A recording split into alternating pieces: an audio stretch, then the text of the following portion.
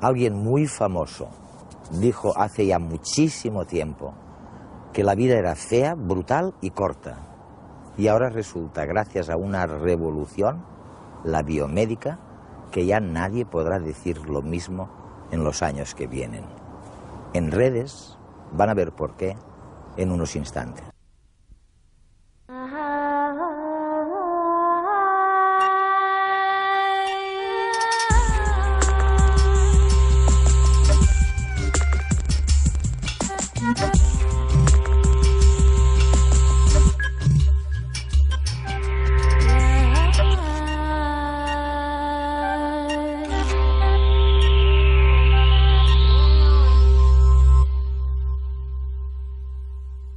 La vida de la condición humana ha sido fea, brutal y corta. Eso dijo uno de los pensadores ingleses más grandes de su historia. Y es que, en realidad, hace apenas 200 años que hemos vuelto a alcanzar la altura que tenían nuestros antepasados, los Cro-Magnon, hace 25.000 años. ¿Y cuál fue la culpa de esta debacle? Básicamente la ignorancia. Es verdad que no sabíamos por qué brillaban las estrellas, pero es que tampoco sabíamos lo que eran las vitaminas ni qué vitaminas necesitamos para sobrevivir. Ni sabíamos nada de las células madre, ni de la genética, ni de todo aquello que ahora nos permite por primera vez abordar el envejecimiento y el alargamiento de la esperanza de vida. Dentro de nada, gracias a la revolución en curso en la biomedicina, nadie podrá decir ya otra vez que la vida es fea, brutal y corta.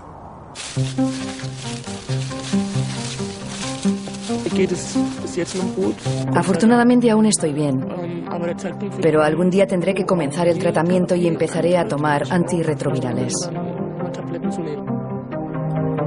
Carmen es seropositiva. Se contagió durante una relación sexual cuando tenía 19 años. Como ella, 40 millones de personas están infectadas con el virus del SIDA en el mundo. En España, unas 200.000. Cada año se diagnostican 4 millones de nuevos casos. Desde hace más de 20 años, varios laboratorios del mundo trabajan con distintos prototipos para desarrollar una vacuna segura y eficaz frente al SIDA. Uno de ellos está en el Hospital Clínic de Barcelona. Tras probar varias estrategias, el equipo que dirige Josep Maria Gatell se ha decantado por las células dendríticas. El hecho de utilizar las células dendríticas es porque las células dendríticas juegan un papel muy importante en el desarrollo de nuestros mecanismos de defensa frente a los virus o frente a los microorganismos en general, y en las personas infectadas por el VIH funcionan mal. El procedimiento consiste en extraer células dendríticas sanas de los pacientes, manipularlas en el laboratorio enfrentándolas al virus y después volver a inyectarlas. Estas células dendríticas en el laboratorio reconocen el propio virus del paciente, lo procesan y cuando se vuelven a reinyectar a nivel de los ganglios linfáticos presentarán estos antígenos a los linfocitos T4, que son los que ponen en marcha la reacción inmunitaria, y a partir de aquí pues se potenciará la reacción inmunitaria del paciente frente al virus. El estudio está en fase 1 y los primeros resultados han sido buenos.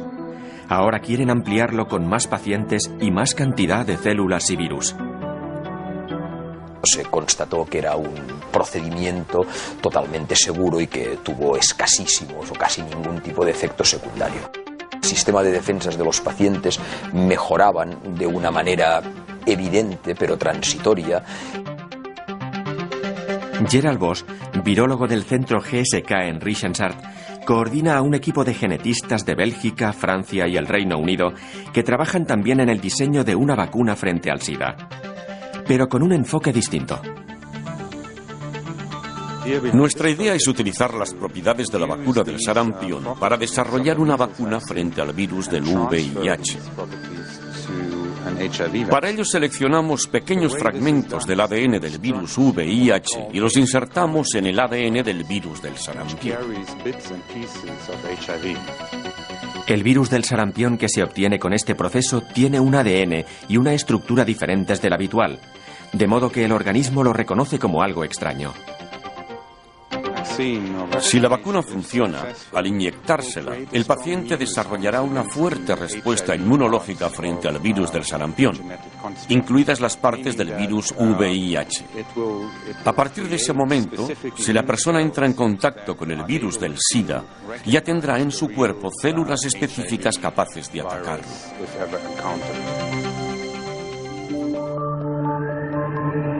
En la Universidad de Frankfurt, Dorothy von Laer y su equipo han elegido una novedosa técnica para luchar contra el virus: los aptámeros.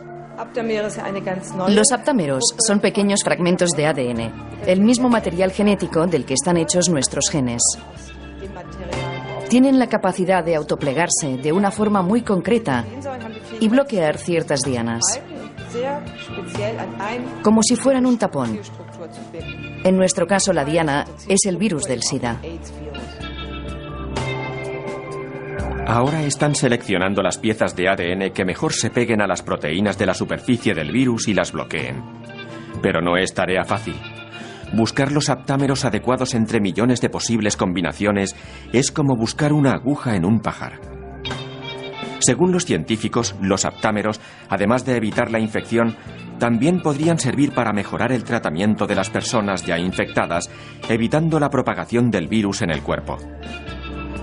Los primeros resultados invitan al optimismo, pero los científicos piden cautela y, sobre todo, tiempo.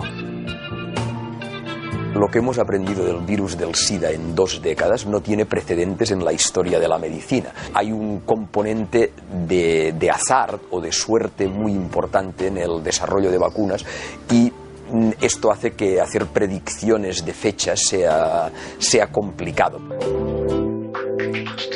Michael Sargent es investigador del National Institute for Medical Research.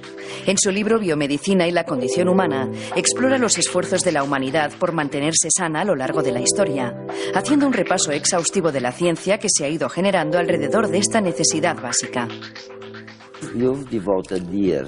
Has consagrado años de tu vida. Sí. Toda tu vida. Y en este momento, cuando piensas en ello, cuando hablas con amigos, tras ver lo que sucede con las ratas, con las células madre, ¿confías en que estamos a punto de experimentar un cambio fantástico? ¿O crees que será un cambio gradual? Creo que es maravilloso, pero como a muchos científicos, lo que más me apasiona es en realidad el conocimiento y la idea de que podemos hacer algo por el bien de todos. Pero ninguno de nosotros puede hacerlo individualmente. Se trata de una tarea colectiva. Personalmente solo podemos contribuir a una pequeña parte. Incluso las personas más inteligentes contribuyen únicamente a una pequeñísima parte del todo. Los que descubrieron el ADN y su código jamás visualizaron en su vida activa que sería posible utilizarlo así, aunque no fuese hace tanto. Yo era joven cuando se descubrió cómo funcionaba el código del ADN, pero no creo que nadie pensara que tendría las aplicaciones que evidentemente tiene hoy en día. Por eso creo que cuando los científicos se interesan en un problema concreto, no piensan en realidad que tenga una utilidad inmediata. Lo que piensan es que si logran entenderlo bien puede llegar a ser útil. Michael, lo que parece probable es lo que sucedió con los Rockefellers y compañía, ¿no?, a principios de siglo. Es decir, vale la pena invertir muchos esfuerzos y fondos en las ciencias vivas, ¿no? Sí.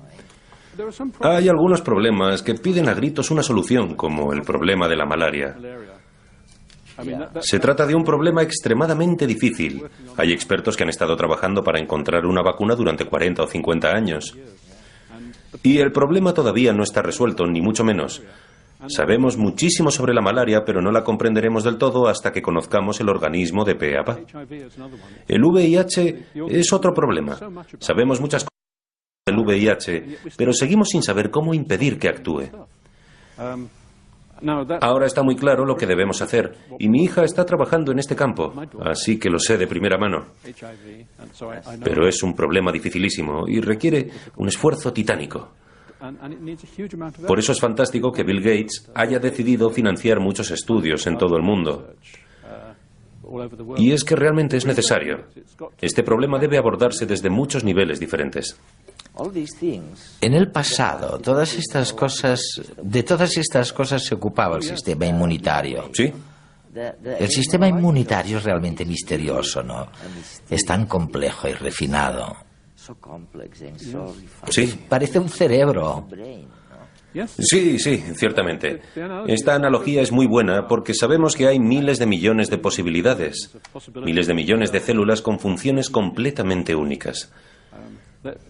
No se organiza ni mucho menos como un cerebro. Ni siquiera pensaríamos en ello si no supiéramos que lo tenemos, pero sin duda está ahí.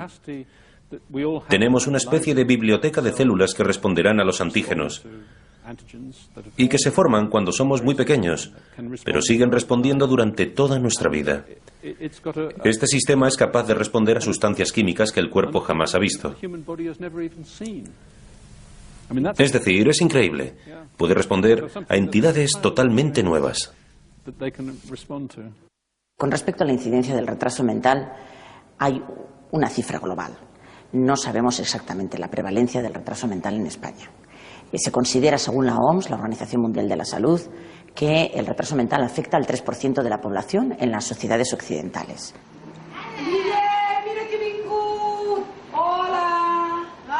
Dentro de las enfermedades genéticas que suponen un retraso mental, el síndrome X frágil es el más frecuente después del síndrome de Down.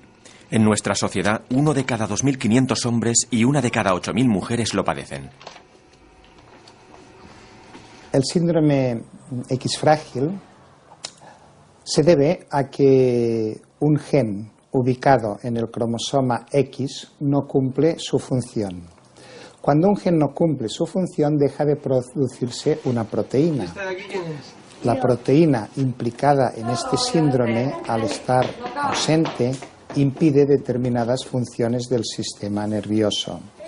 Entonces, estas funciones del sistema nervioso alteradas tienen como consecuencia que determinados mecanismos que utiliza el cerebro para regular su conducta, para regular el aprendizaje, a lo cual llamamos mecanismos cognitivos, no funcionen adecuadamente.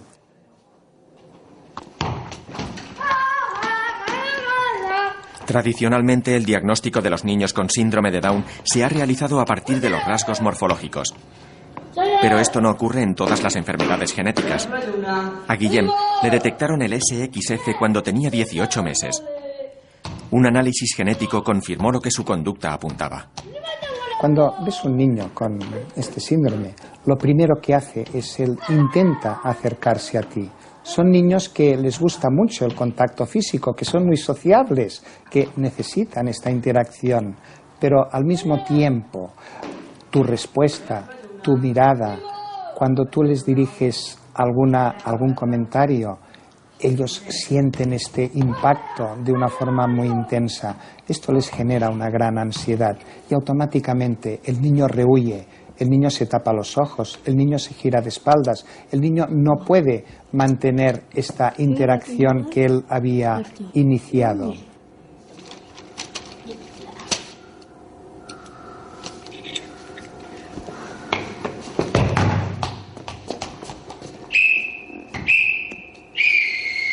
Se sienten incómodos cuando están en un lugar donde hay un exceso de estímulos y pueden parecer niños a veces maleducados, rebeldes, porque realmente se portan muy mal en estas situaciones y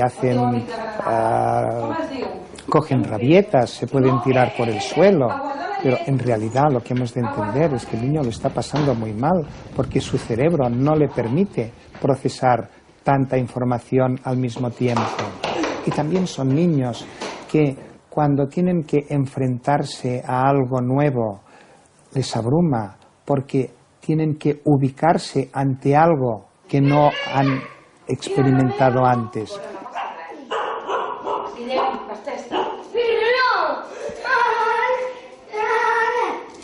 Era su cumpleaños, estaba en entreno de fútbol y cuando lo fui a recoger, pues fue a comprar chupa chups para todos los niños del entreno.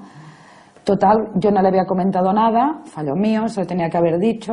Entonces, bueno, le di para repartir, el entrenador, para hacerle la gracia normal en un niño de 9 años, llamó a todos los niños del equipo al final del entreno, le quisieron cantar la canción y él se nos fue corriendo a la otra punta del campo con, bueno, boca abajo, tapándose la cara, se le escapaba como la risa por debajo, o sea,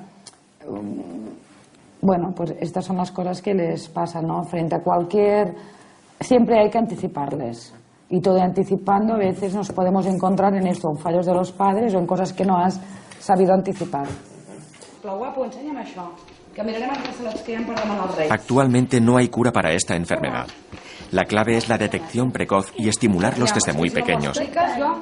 En ese sentido, la escuela juega un papel muy importante. Hay un debate abierto sobre el tipo de educación que deben recibir.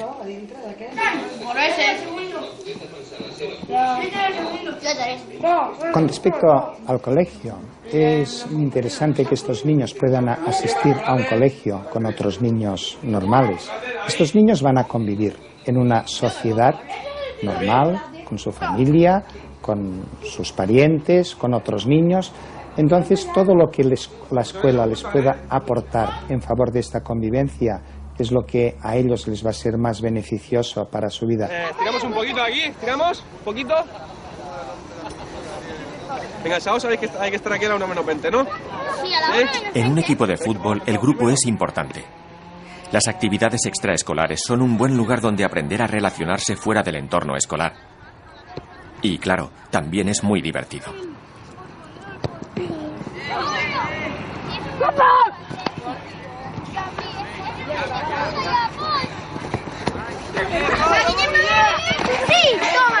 Para Guillem es importante hacer deporte, más en un deporte de grupo, porque, como en cualquier niño X frágil, cualidades que tienen es la gran capacidad de imitación y la gran memoria visual. Entonces, trabajar siempre en equipo, a tener modelo de niño para poder seguir, pues esto es lo que a él le favorece, y seguir pues con niños de su edad, con sus pros, sus contras, y trabajando todos los temas de conducta, sensoriales y todos los temas que ellos tienen alterados. Para él es muy importante la imitación, ¿no? Y la verdad es que es de los porteros de club, o el portero del club que mejor imita, por lo menos, a los porteros de primera división, en cuanto a movimientos, lenguaje, expresiones, que además es muy gracioso de verlo en el campo, porque ves a un niño muy pequeño y utilizando expresiones de un portero de primera división, que además no son propias, vamos, de niños de su edad, seguro que no. Integración y estimulación son aspectos básicos en el día a día de Guillem y de todos los afectados por el síndrome X frágil. Mientras, la comunidad científica busca una cura definitiva. La terapia genética, en estos casos, hoy día, yo creo que no hay que crear falsas expectativas. Está a largo plazo. ¿Por qué? Porque el proceso cerebral, todo lo que supone precisamente las implicaciones neuronales, son muy, muy complejas. Por lo tanto, la terapia, el día que llegue, va a ser fundamentalmente farmacogenética, farmacológica y probablemente multivariada. Es decir, como estamos hablando hoy día ya también en cantidad de síndromes genéticos, la medicina a la carta. Una de las cosas que nos preocupa mucho a todo el mundo hoy es la cultura de los adolescentes. Sí. Los jóvenes. Y nos preguntamos hacia dónde va esa juventud. Y una de las cosas que tú mencionas es que la madurez sexual de los jóvenes llega ahora mucho antes que la madurez intelectual. Antes no ocurría así. Ahora llega... Sí. En el año 1840, en Gran Bretaña, las chicas no podían tener hijos probablemente hasta los 19 años. Mientras que en la actualidad hay constancia de madres que dan a luz a los 11 años. Son casos poco habituales, pero a los 13 con casi total certeza es posible tener niños. Porque la menarquía... La menarquía, es decir, la edad de la primera menstruación, ha disminuido. Se trata de una tendencia secular, un cambio que no constituye una evolución genética, sino una evolución cultural. Estamos mejor alimentados, crecemos más rápidamente. Estas cosas están programadas en el útero antes de nuestro nacimiento. Está más o menos escrito en el momento en el que naces cuándo alcanzarás la madurez sexual. Será a los 13, decimos ahora, en lugar de los 19. Pero por supuesto, pasarán todos estos años más largos hasta... Sí, esos años en los que se es adulto en algunos aspectos y no en otros. Exacto. Eso es muy común. Estoy seguro de que en España también sucede. En Gran Bretaña los hijos dependen de sus padres hasta bien pasados los 13. Claro. Por ejemplo, en Gran Bretaña hay muchos jóvenes que viven con sus padres cuando ya han acabado la universidad. Y en parte es por motivos económicos, pero también hay un sentimiento muy claro de dependencia. Así que cuando nos preocupamos tanto del futuro de la cultura adolescente, de la cultura de los como dicen, teens, ¿no?, que dicen en América, sí, no pensamos que a veces hay motivos biológicos para que se sostenga. Sin duda, desde luego. Y que deberíamos analizarlo. No sé si lo sabías, pero los tritones, los ajolotes, por ejemplo, pasan por una fase juvenil sexualmente madura que requiere de una hormona para la transformación en adultos. Las salamandras necesitan tiroxina para volverse adultas. Sí. Así que de hecho hay un precedente en otros animales. Es verdad. ¿Y por qué cuanto mayor es el intervalo entre la madurez sexual y la madurez intelectual, mayor es el riesgo de que las mujeres padezcan cáncer de mama? No creo que lo acabemos de entender todavía. El problema del cáncer de mama es muy misterioso. Nadie termina de entenderlo porque está aumentando muchísimo en el mundo desarrollado. No sé cómo está la situación en España, pero en Estados Unidos y Gran Bretaña creo que 1 de cada 8 mujeres tiene probabilidades de padecer cáncer de mama a lo largo de toda su vida.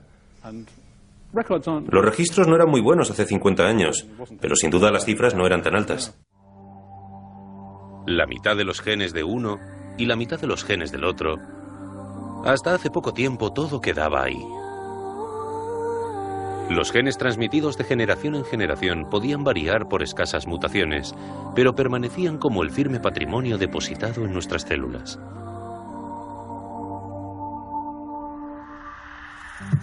Sin embargo, cada vez abundan más pruebas de que nuestros abuelos nos dejaron algo más que unas secuencias de ADN.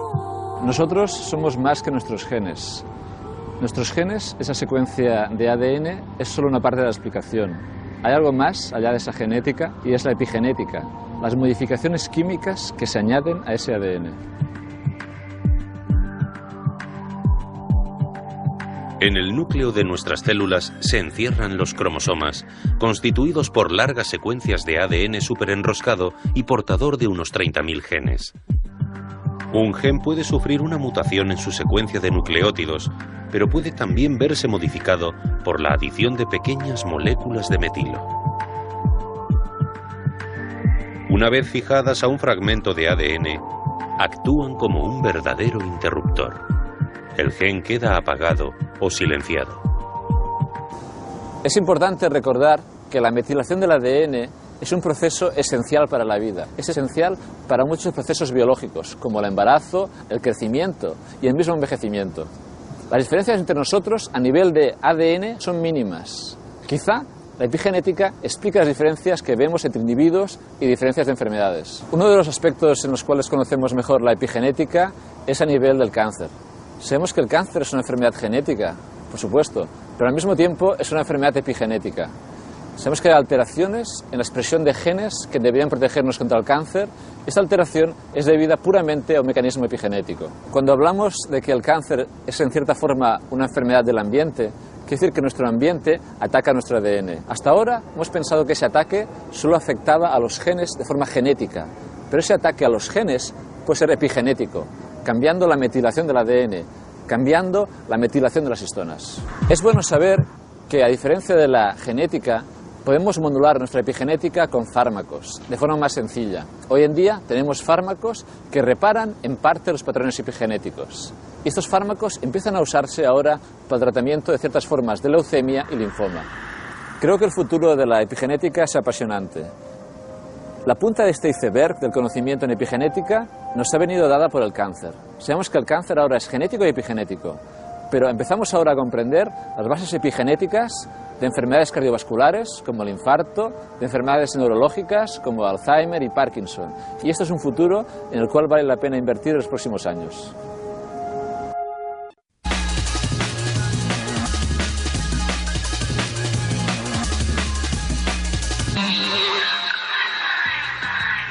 La capacidad de autorregenerar los órganos del propio cuerpo es una cualidad excepcional.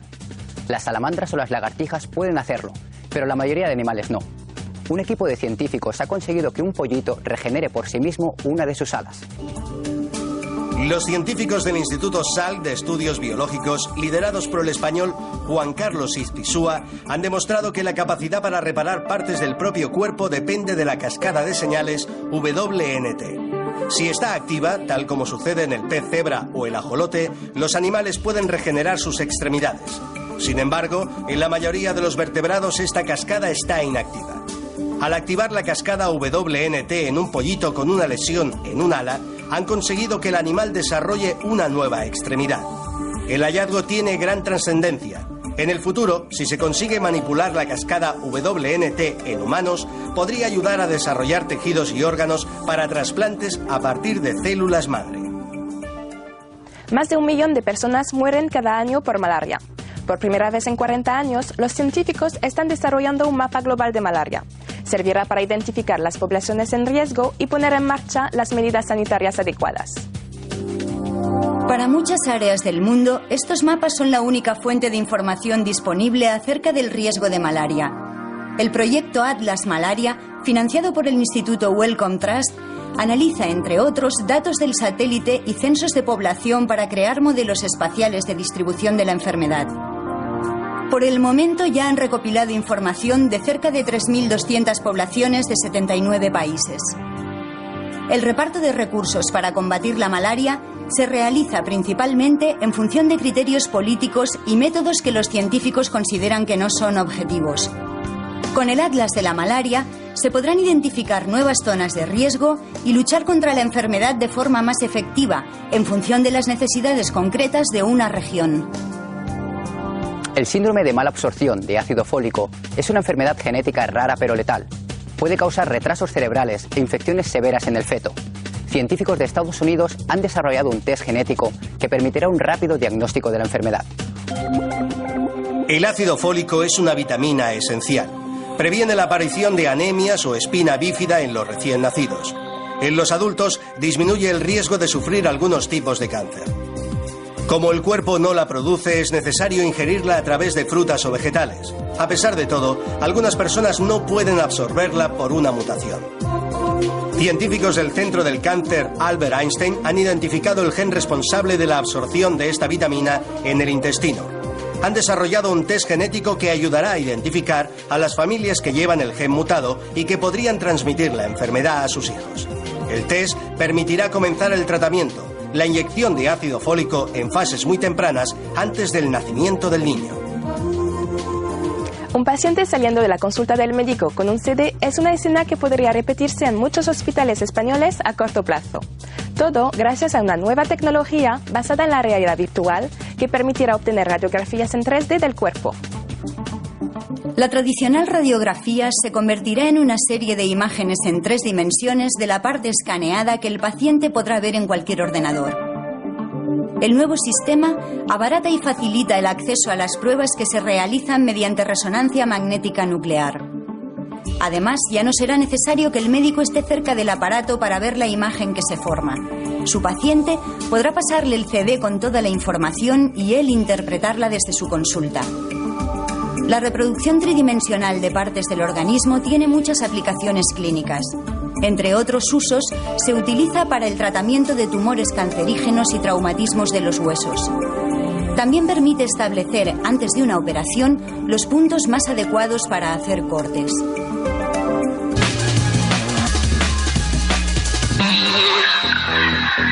Mira a tu alrededor. Fíjate en los detalles, la forma, los rasgos, la altura. Cada persona es diferente. Sí, en general todos tenemos 2 brazos, 2 piernas y una cabeza, pero no hay 2 individuos iguales. Aproximadamente 1 de cada 3 pacientes que acude al médico, a pesar de un perfecto diagnóstico, de una buena elección terapéutica, de la mejor atención sanitaria en el mejor de los países, a pesar de eso, 1 de cada 3 no va a responder como esperamos. ¿A ti la aspirina te quita el dolor de cabeza? Pues a mí no. La salud también nos hace diferentes a todos. Por eso es importante saber qué la determina, y aquí los genes tienen un papel fundamental. Quizá la farmacogenómica sería la que más expresamente respondería a la pregunta de qué medicamento es el adecuado para un paciente con una determinada enfermedad. En tanto que la farmacogenética diría, no siempre, pero en general, diría una vez escogido ese medicamento, a qué dosis, cuántas veces al día, por qué vía de administración. Por ejemplo, si tengo un dolor de cabeza, voy a necesitar una aspirina, voy a necesitar 2, voy a necesitar 3. Si me tomo 2 me van a sentar mal, o a lo mejor si me tomo solo media también me va a sentar mal. Es por esta razón que resulta muy útil conocer el perfil genético de cada persona. El genotipo determina nuestra herencia y nuestra relación con los medicamentos. Una de las diapositivas con las que yo termino muchas de mis conferencias es una paciente que llega a la farmacia y le da una tarjetita al farmacéutico y dice: aquí tiene mi genoma, dígame qué medicamento y cómo lo tengo que tomar. Eso hasta hace 4 o 5 años era un chiste. Actualmente ya es una posibilidad teórica que naturalmente necesita unos cuantos años de desarrollo. Pero aunque tengamos el perfil genético, hay aspectos que son difíciles de controlar. Ya es fácil determinar genomas, entre comillas lo de fácil. Lo que es más difícil es saber qué hace cada gen, cómo ese gen se relaciona con otros y cómo estos se relacionan con el ambiente. Por ejemplo, una persona puede metabolizar lentamente algunos medicamentos, pero sin embargo, si es fumador, los va a metabolizar más deprisa. Eso es una interacción, en este caso del tabaco, con sus genes. Entonces, todo eso, ese aspecto está relativamente bien conocido, pero otros aspectos necesitan ser mejor conocidos. Ahí es donde el aspecto inversiones, donde puede hacer una gran diferencia.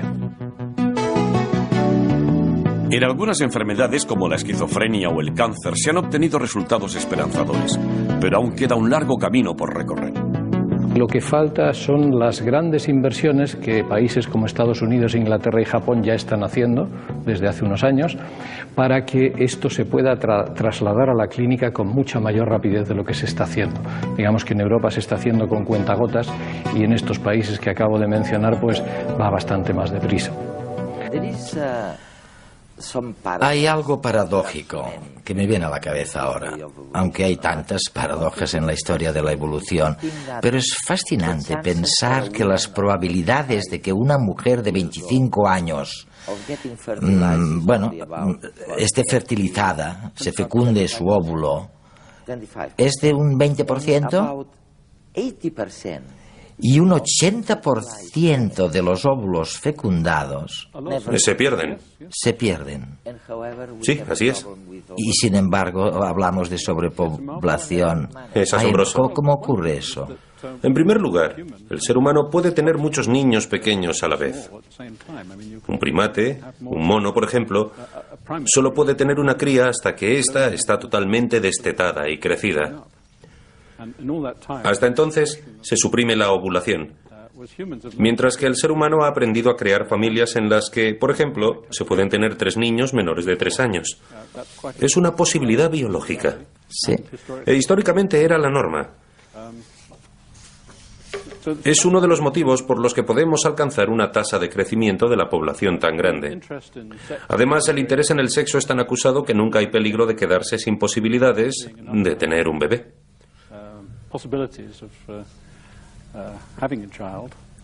Desde luego. Por supuesto, muchas mujeres no pueden tener niños. La cifra debe rozar el 5%. Hay parejas que lo intentan, pero no pueden. Ya. Pero en cualquier caso es increíble pensarlo. Es decir, no sé qué habría pasado si en lugar de que el 80% de los óvulos fecundados no prosperaran, la cifra hubiera sido del 50%. Sí. Tendríamos problemas demográficos mucho más graves. ¿Qué crees? Pues no lo sé. Creo que probablemente no, porque pocas veces en la historia hemos alcanzado tasas de crecimiento demográfico muy altas. En el este de los Estados Unidos, durante los años que siguieron a la Revolución, la tasa de crecimiento era altísima, la población se dobló muy rápidamente. Y en Bangladesh, recientemente, durante los últimos 50 años, la población se ha cuadruplicado en 40 años, lo que significa que el tiempo necesario para doblar la población ha sido solo de 20 años. Esto ha sucedido porque antes muchos niños morían en la primera infancia y ahora se han tomado las medidas suficientes para mantenerlos vivos y la población ha crecido muy rápidamente. Es el problema que seguimos teniendo en el mundo en vías de desarrollo. ¿Quién dijo que los científicos no saben ser periodistas? Sorprendidos a mitad de unas conferencias, Mercedes Pascual, de la Universidad de Michigan, y Menno Bouma, de la Universidad de Londres, hablan entre ellos y para nosotros de la relación que existe entre el cambio climático y enfermedades como la malaria.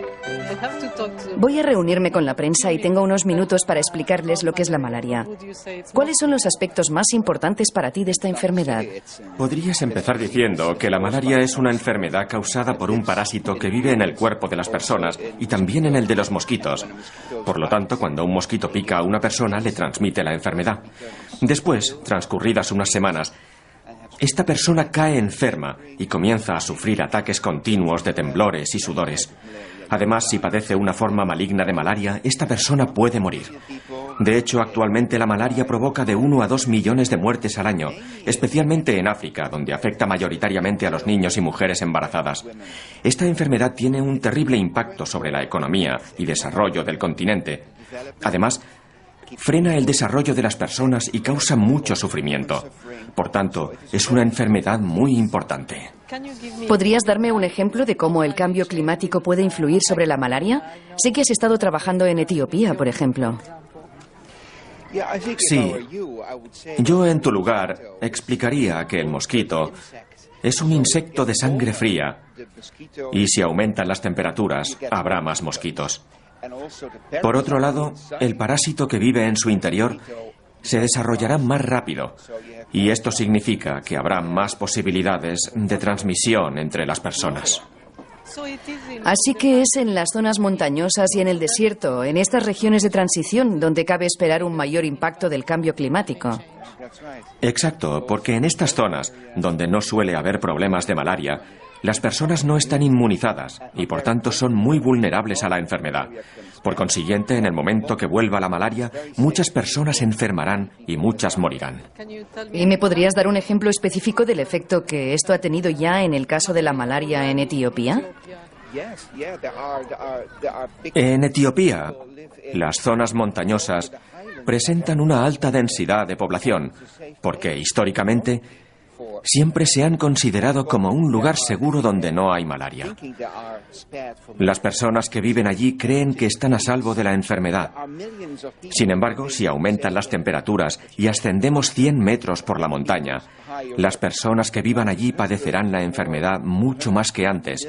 Es decir, una ligera variación de las temperaturas puede causar problemas graves de malaria a millones de personas.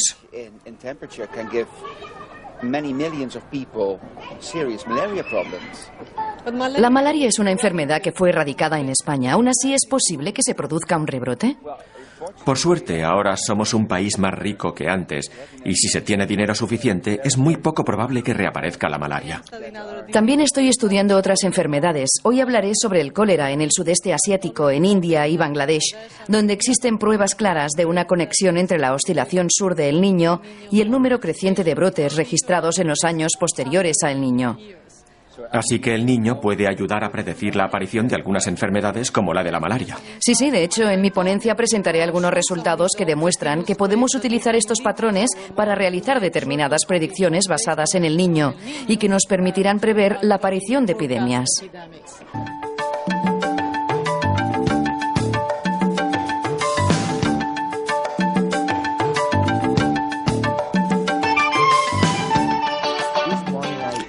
Esta mañana estaba hablando con un científico, un cosmólogo, bueno, en realidad es un astrónomo, y me decía: Eduardo, En la década de los años 30 ni siquiera sabíamos que las estrellas brillan, no sabíamos la razón. Y tú me dices ahora que en los años 30 no sabíamos que las vitaminas eran necesarias para sobrevivir. Mira, todavía hay muchas cosas sobre las vitaminas que desconocemos. Ahora estamos cayendo en la cuenta de que la vitamina D, que se genera en nuestra piel a partir de la luz solar, constituye un factor importante para el sistema inmunitario. Y que necesitamos cierta cantidad de exposición. Bueno, todo el mundo sabe que es necesaria cierta exposición a la luz solar para obtener vitamina D, pero creo que hasta ahora no nos habíamos percatado de lo importante que es esta vitamina para las defensas contra los microbios. He estado en Etiopía hace poco y he descubierto que allí tienen la costumbre de cubrir a los bebés recién nacidos para alejarlos del ojo del demonio. Y padecen carencias muy importantes de vitamina D, por lo que son muy vulnerables a las infecciones. ¿Cómo se lo explicamos? Será difícil, no quieren escucharlo porque tienen costumbres muy arraigadas. Es increíble, ¿no? Sí. Es un milagro que hayamos sobrevivido, porque no sabíamos nada en realidad. Luego están los aceites de pescado, otro tema interesante. Desde 1920 sabemos que hay ácidos grasos necesarios en la dieta que proceden del pescado, pero creo que ahora empezamos a percatarnos de su importancia en el desarrollo del cerebro. Y no sabemos exactamente qué son o dónde obtenerlos. Bueno, comer pescado es bueno. En España tenéis una gran tradición culinaria con pescado, pero... Sabes que tienes razón, ¿no? En Boston, hablando con un gran nutricionista, Rosenberg, un especialista estupendo, ¿sí? Al intentar resumir todos esos años de investigación incesante en el campo de la nutrición, al final los expertos solo están totalmente seguros de un par de cositas, ¿eh? La primera son los ácidos grasos del pescado. Sí. Y la segunda es el ejercicio, las ventajas de un buen ejercicio. Es bastante obvio. Sí, pero en la India, por ejemplo, donde predominan los vegetarianos, hemos descubierto que la mayoría de mujeres tienen una carencia de vitamina B12 y que con casi total certeza esto repercute en el crecimiento de sus bebés. La mayoría de las mujeres tienen algún tipo de carencia de vitamina B12. ¿Y por qué tendrán esa carencia? Pues porque la vitamina B12 solo está en la carne y no hay ninguna manera de que su cultura les permita obtener esta vitamina en cantidades suficientes. No está claro cuáles son las consecuencias. No es como la anemia perniciosa, que es otra historia. Tampoco está claro qué podemos hacer al respecto. Es realmente muy difícil. Porque, aunque algunos microbios tengan un poco, la principal fuente de esta vitamina es la carne. La carne roja. Oye, ¿y hay alguna otra cosa que no debiéramos olvidar para sobrevivir un poquito mejor? ¿Qué otras cosas no tenemos que olvidar? El selenio es otro nutriente que sospechamos que es importante. Pero el selenio era un veneno, ¿no? Sí, pero hablamos de cantidades minúsculas. Minúsculas, ok. En el mundo en vías de desarrollo es evidente que la gente tiene muchas carencias que todavía no hemos tratado. Carencias de vitamina A. Muchas personas tienen carencias de zinc. Y ni siquiera solemos tener en cuenta que el zinc es una parte importante de nuestra dieta.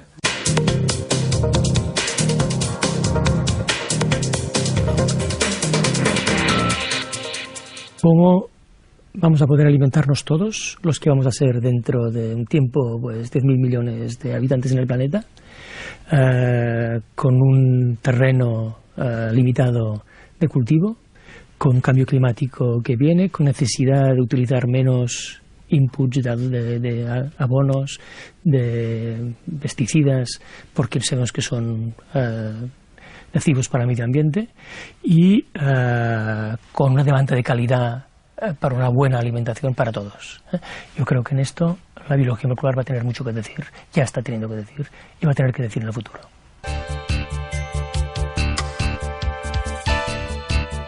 Pere Puigdomènech se licenció en físicas y acabó doctorándose en biología molecular. Es director del Instituto de Biología Molecular de Barcelona del CSIC, actividad que compagina con la de escritor y divulgador. Bueno, yo creo que la carrera de física, la licenciatura en físicas en todo el mundo, incluso en la España de los años 60 y 70, prepara muy bien a aquel que estudia. Yo animo a la gente joven que nos puede estar viendo a pensárselo, porque prepara muy bien a pensar en los problemas, a intentar ver cómo se soluciona, cómo se ataca una cuestión. Empecé estudiando resonancia magnética nuclear, cómo se trabajaba en aquel momento, y fui entrando, ya trabajé en interacciones entre pequeñas moléculas y el DNA, y empecé trabajando ya en estructura del genoma en aquel momento. Quizá, como todo en este mundo, es parte de suerte, parte del azar, ¿no?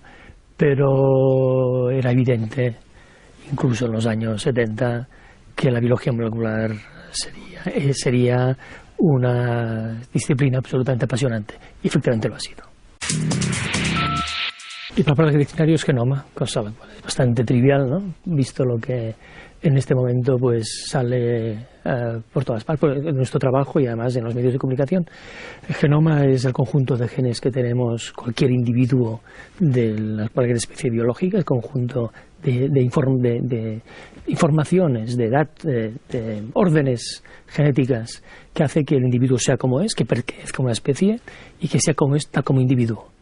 Y en este momento nuestro reto es conocer cómo funciona en su conjunto. Es decir, si la especie humana, cada uno de nosotros, pues tenemos 30 y pico mil genes, saber cómo funcionan en cada momento, cómo interaccionan entre ellos, cómo se ponen en marcha en diferentes situaciones y qué pasa cuando alguno no funciona bien, correctamente. Yo creo que esto es nuestro reto en el futuro, pero es un tema absolutamente esencial para la ciencia actual. Bueno, pues he traído una placa de Petri, que es una herramienta del microbiólogo que utilizan para pues cultivar bacterias, hongos, lo que sea, pero que hoy día se utiliza también para plantas. Aquí vemos pues un cultivo de una de las plantas más importantes para la biología molecular, que es la Arabidopsis thaliana, que como se puede ver pues permite crecer. Aquí tenemos pues para centenares de plantas, podemos tener medios en los cuales solo crezcan aquellas que tienen una característica determinada, que hemos mutado, por ejemplo, que hemos cambiado algún gen, y por lo tanto así nos permite distinguir estas del conjunto.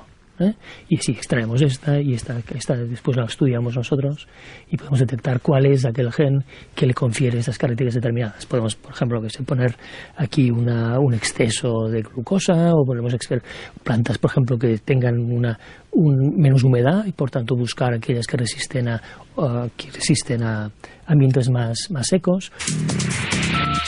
Yo llegué a Berlín en el año 76 primero, estuve 6 meses, después me pasé 2 años. Berlín es una ciudad apasionante, ha sido siempre una ciudad muy especial en el norte de Europa. En aquel momento era un lugar muy extraño porque estaba el muro por ahí, y por tanto era un momento muy especial, pero en una situación que podías concentrarte muy bien en el trabajo. El Max Planck Institute de Genética Molecular está en uno de los barrios más agradables de Berlín, que es el barrio de Dahlem, que es un barrio en medio de bosques, cuando uno podía salir del Max Planck a correr por el bosque de Grunewald, encontrarse pues ciervos y soldados americanos haciendo maniobras y tanques rusos, es decir, se podía encontrar muchas cosas exóticas, pero desde luego yo creo que para mí fue una experiencia importantísima.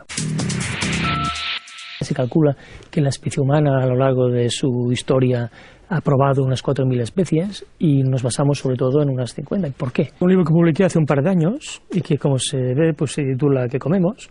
Y aquí pues lo que yo intenté es explicar por qué comemos lo que comemos y cuáles son nuestras necesidades de alimentación. Casi nada de lo que comemos es autóctono de la península ibérica, excepto alguna fresita o alguna cebolla, pues lo demás no estaba aquí. El maíz viene de América, la patata viene de América, en fin, estamos en una paradoja fantástica en que resulta que aquello que parecía más sano, que era no congelar el pescado, es lo más peligroso.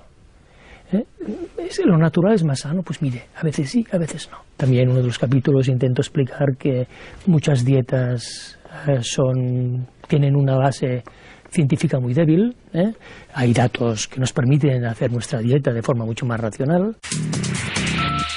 Pues he propuesto un campo de maíz porque me parece que es uno de los ejemplos más esplendorosos de lo que puede hacer la humanidad utilizando su inteligencia. El maíz es una especie que en estado salvaje es muy diferente de lo que nosotros vemos. Es una planta con muchas ramas, tiene una panocha pequeña de 2 o 3 centímetros, y cuando la especie humana llegó a México hace 30.000 años se encontró con esta planta, y durante todos los miles de años posteriores pues consiguió convertir el maíz en una planta de la cual se alimentó pues la mayor parte de las culturas centroamericanas. Después se ha utilizado la genética, que es una de las plantas en las cuales más intensamente se ha utilizado la genética, y por tanto los rendimientos que hay hoy día son incomparablemente superiores a lo que había hace 50 o 60 años, y el maíz es una de las plantas esenciales para nuestra alimentación. El maíz, el arroz, el trigo, la cebada siguen siendo la base de nuestra alimentación, y lo serán. Esta mañana he comido un tomate RAF. La gente se piensa que el tomate RAF es una variedad antigua, es una variedad modernísima, creada por mejora genética modernísima. RAF quiere decir resistente a fusario. No es ninguna variedad, es modernísima.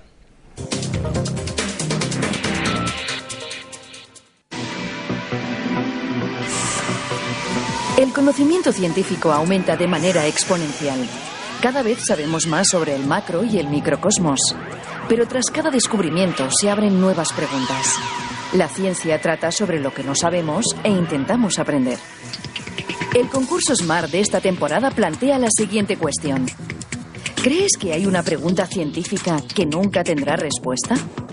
Nos gustaría saber cuál es esa pregunta y por qué crees que nunca tendrá una respuesta.